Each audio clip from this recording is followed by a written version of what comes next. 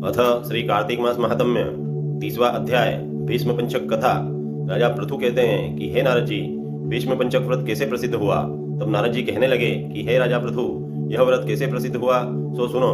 श्री कृष्ण ने भीष्म को इस व्रत का वृत्तांत कहा और भीष्म ने इस व्रत को किया। इसी से भीष्म पंचक इस व्रत का नाम कहलाया। जब पांडवों ने श्री कृष्ण को दूत बनाकर दुर्योधन के पास भेजा तो विदुर जी के पास आए। विदुर जी ने उनका बड़ा ही स्वागत और सत्कार किया, क्योंकि भगवान तो प्रेम से प्रसन्न होते हैं। धन, शूरवीरता और पांडित्य इनको नहीं देखते।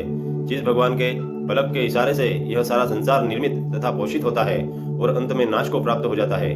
देवता लोग भी जिनको जानने में असमर्थ है, जिनकी माया अपरंपार है, वही भगवान अपने भक्त कुंती के पुत्रों का कार्य करने के लिए दूत बनकर आए।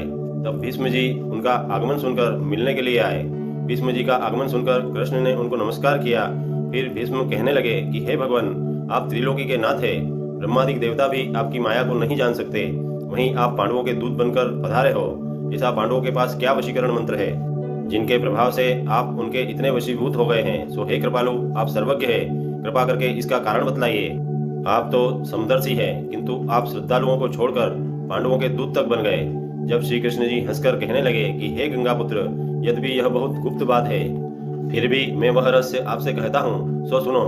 इन्होंने एक ऐसा व्रत किया है जो मुझको अति प्रिय है, उसी के कारण मैं इनके वशीभूत हूँ। अब मैं आपके प्रश्नों का उत्तर देता हूँ। पूर्व काल में उज्जैन नगरी में 5 ब्राह्मण थे, जिनके नाम कवि, सूचि, दृढ़, दंत और हंस ये थे।